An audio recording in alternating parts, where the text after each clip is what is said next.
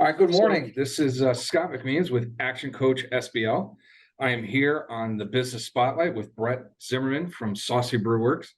Brent, why don't you give me a brief summary of how you got into this world of brewery and restaurants? yeah, thanks for having me, Scott. It's it's a funny question in that prior to this, I had nothing to do with the food and beverage industry. I started my career at a large mutual fund company in Boston, parlayed that into working on Wall Street at Credit Suisse. I grew up in Ohio, so an opportunity came to move back to Ohio and work for Victory Capital, which was KeyBank's asset management division. My entire background is fixed income, so bonds. And doing what I did for a living, you probably in the back of my mind never thought I'd get back to Cleveland unless I changed careers. But this opportunity came.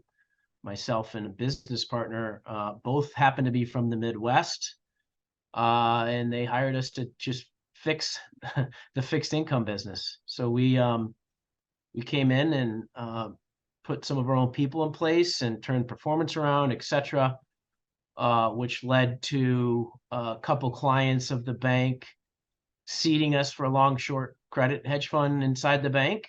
And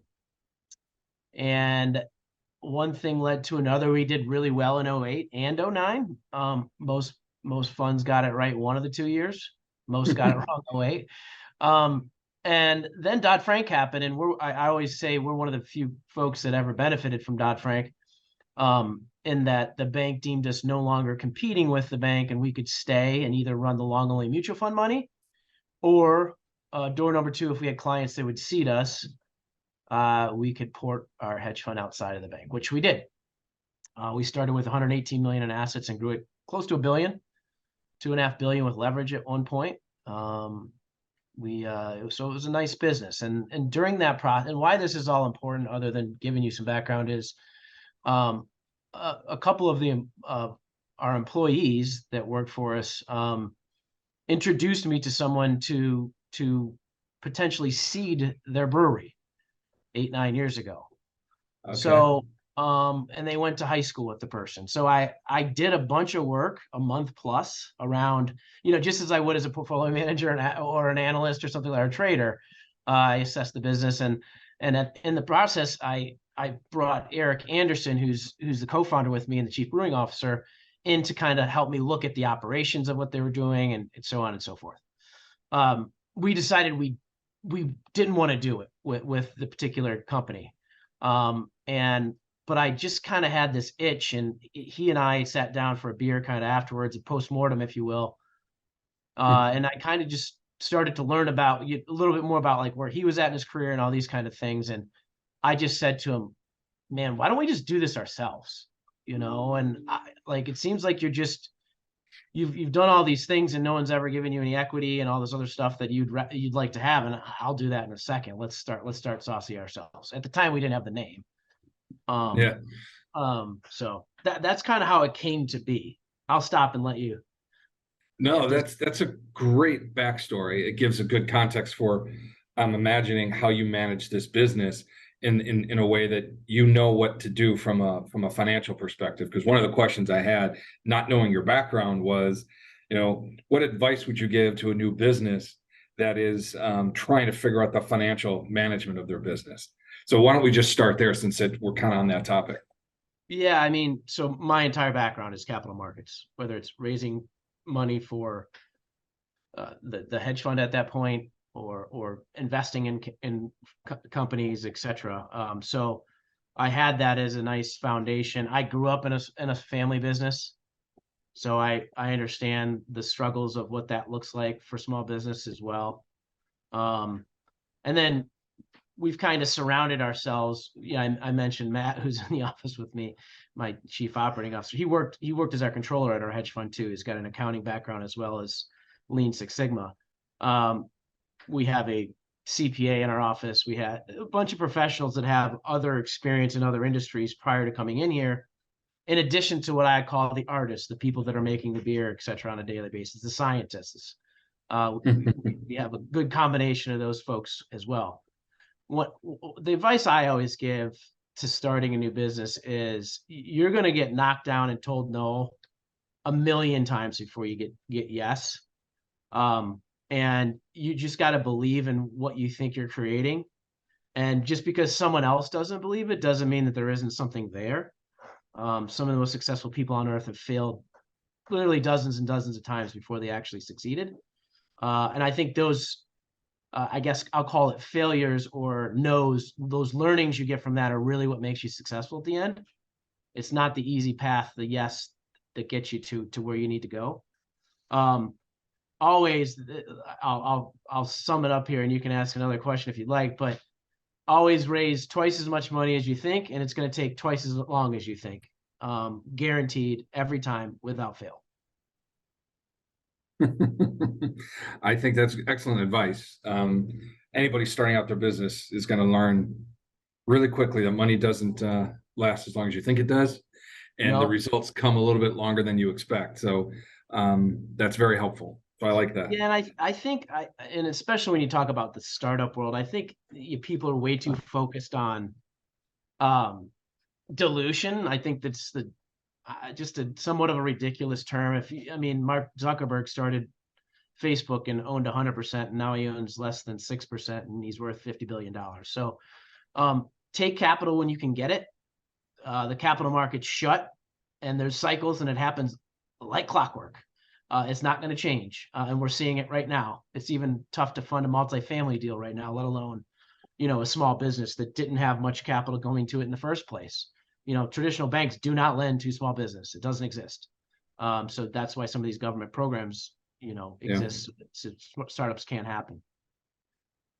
What is your thought process behind SBA loans? For the longest time, we couldn't do them because myself and largest investors' net worth were too high. They've since changed some of those rules. So it's something we always think about now as part of the whole process. It's I'll use the term painful. It's not quick. It's laborious to get done. It's repetitive, a lot of sending the same document 10 times despite already sending it the week before. It's just like you got to stay on top of it. The person on the other end of the phone isn't staying on top of it. Their livelihood isn't going to be affected whether or not they get this loan done or not. So you got to be diligent. You got to follow up. You can't ever assume that they have what they need. But it's certainly an avenue. It's just get ready for a ride because it's going to take a while. I appreciate that. Let's go back to the question. What would you attribute, Brent, to your growth over the years? What is the thing that makes one Saucy Brew Works separate than everybody else? And how does that attribute to being a growth-oriented business? I think it's, I mentioned a little bit, but I think it's the people. If we didn't have professional people in specific positions as it relates to operating the business, the accounting of the business, our marketing and graphics team that's in-house, we're able to be very flexible and we're able to adapt to what's going on very quickly. Whether it be COVID or other things, lesser of extenuating circumstances. And just kind of, the background and experience that folks have had in other industries have helped a ton. I think the willingness to do the things that other people that don't want to do. I still sometimes can beer or box beer or move tables out of pub locations and things like that. Things that I don't really want to do, but sometimes when you need an extra person, you got to do it. And our entire C-suite of folks, whether it be, the CPA or the head of marketing, all do the same and band together. So small businesses, you're wearing a lot of hats for a long time before you quote unquote truly specialize. I understand that one. So what would be the biggest learning as an employer? You talk about your people. So what's some of the learnings you've had as an employer since you started the business? I think this one's maybe an ongoing if that makes sense, in that not you can't, it's kind of like the square peg into a round hole. Everyone's different. People are motivated by different things. Just because I'm motivated financially, a lot of people aren't, especially people that are younger than me. And just kind of understanding those personalities and philosophies, and trying to, figure out what does work for, what is a great employee, and just trying to stay on top of, like, keeping folks happy. It's a lot more cost effective. It's a lot more efficient to keep good employees than it is to continue to replace them if they go to other places. So just an ongoing learning of, like, how can we sustain and keep good employees is a constant. I think, and I don't know if I answered the question exactly, if not, rephrase it, but No, that's a great answer. My biggest interest in that is coming off of, you attribute your growth to, you have great people, they're professionals in the right seat on the bus, then they know what to do and they contribute whenever they need to. I was looking at what is it that you've learned over the years that makes it, you're an employer now of people. So how does that make sense to you? And you've done an excellent job of identifying, all right, it's the motivators behind what everybody's trying to do. What people want to get out of their job isn't necessarily just a paycheck. So you have That's to right. find those different things. So That's how right. is it that how do you go about finding those things with the team? I think it's just being in constant contact with, I'll call it the leaders and others, and listening. It's a hard thing for a lot of humans, and Mm-hmm. me included. I don't always do a great job of it. But we really try to, hey, what is the real, because a lot of times people are disgruntled about things that may not have anything to do with their job, their life or whatever that's going on. And, how can we make it so that you like being here, right? At the end of the day. And of course, there are table stakes that everybody has that I think we do a great job of providing, that some small businesses don't. That sets a kind of framework right from the beginning of success. And I think we try to treat the folks here as adults. And what do I mean by that? I always say, I don't give a shit if you work 100 hours or one, as long as you do a good job. Obviously, somewhere in between is where we really fall out. Yeah. But people have really, really nice flexibility, and they did before COVID. This isn't just something new. That as long as they're doing a great job for the company, you have flexibility. You're an adult. You have a life. I understand that sometimes, the plumber needs to come, or you have your kids that are sick from school. And, so I think those life lessons, that just those little pinch points that make life a little annoying, if you can make those a little less annoying for folks and understand that they are humans and have things going on as well. I think that goes a long way. Sounds like an excellent place to work. Yeah, I mean, of course, you can't have the starting point of them making a lot less money than another place, or them not having insurance and things. Like, you have to have those things at the beginning, or they aren't going to come in the first place. But I think that Mm-hmm. little nuance is just kind of, and we're not perfect at it. Trust me. I mean, we've lost plenty of employees, whether it's our fault or their fault, or both.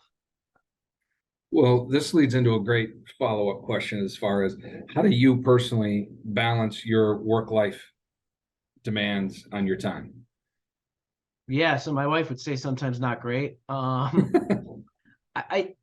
think, I'd hate to give this answer again, but it's good people, whether it's at Saucy, or the real estate development I do, or other things that I'm involved in. I know the things I'm good at and the things I'm not. And for the most part, sometimes folks would probably say I overstep, but I just care. But there's Matt's butt in the background. I'm at. I think again, it's just having people that you can be good teammates with. And that helps kind of, I'm not doing a bunch of minutia that I'm terrible at that somebody else can do it 10 times faster than me, and vice versa. When it comes to raising capital and talking to banks and lawyers and things like that. I'm pretty proficient with it. I do it all the time. So I kind of stick to that road. I also think it's a week by week thing. There are some weeks where, Matt and I or others will look at each other and go, how in the hell are we going to get through this week? And there are other weeks that are a breeze that you don't get hit with everything all at once. So it's a dynamic thing. It is. Some weeks I'm really good at it, and some weeks I'm not. Right. I don't know if I skirted your question or not, but you did an excellent job of skirting the question. you did a great job of explaining what you guys do as far as a cultural thing. That's what I'm picking up out of this, is the culture that you've created has allowed people to contribute and then live both a balanced life between work and play. Let me give you an example. This please. Might help a little bit too. So for instance, you may or may not know, I develop commercial real estate. I have a hospitality real estate business as well. And people are always like, how do you do all? Well, so, my hospitality business, Amanda, who works for us at Saucy Brew Works, also does all the social media for, the hospitality business. And I pay her separately through that entity to do that. Why? Because I trust her. She does a great job. Why should I go out and find somebody else, as long as she thinks she has enough time to continue to do her job in the fashion she does? And by the way, it's hugely synergistic, because we do a lot of speaking to our crowd, I'll call it, that we can do cross-promotional type things with hotels that we own, and gift cards at Saucy Brew Works. And it gives us different opportunities to talk to our audience. And Amanda has that same voice that I'm very comfortable with. I know she's going to get her job done. I know she's going to do it on time. And so I do that. We do that a lot with different positions. Matt, the person you keep hearing about, is also a partner in the hospitality business and does all the controlling / accounting for us, because I'm completely confident in his, approach, his work ethic, his, what the end product. So again, I hate to keep coming back to people, but I really think the success and foundation of any good business are those folks. It sounds like you've surrounded yourself with an excellent team, and that's what's definitely coming through the conversation today, is you're putting good people that are qualified professionals that you trust to do the job that they're supposed to do, regardless of how much time they're committing to it. They're getting it done, and it's effective. That sounds like an amazing opportunity for most people to follow through, right? Yeah, that summarizes it really well. Okay, good. So now that we've talked about the good stuff, what is the biggest or most common misconception about running a business, and how would you address that? Yeah, it's pretty easy. So everybody thinks, like, you and I even started off your office being in a brewery. Everybody would say that's a positive thing. Everybody thinks that owning a brewery is just a blast, and all we do is kick back and try the latest IPA, and it's a lot of fun. And sure, it is more fun than sitting at a bank, for instance, because I've done both, so that's why I can say that. But it's a business. It's real. There's supply chain issues. There's cash flow issues. There's people management issues every single day. The amount of people we touch on a daily basis through the pubs just exacerbates the amount of small little things that come up on a regular basis that you have to deal with in an ever-changing world. So it's not easy. It's hard work. You sleep less than it. When I was working at KeyBank, right?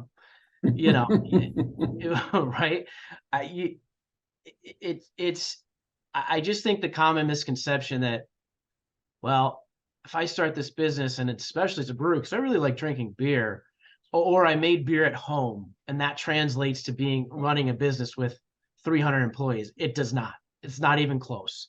If all you do specifically is make good beer, you should go work for another company, unless you have the background and acumen to understand how to run a business, because it'll close pretty quickly.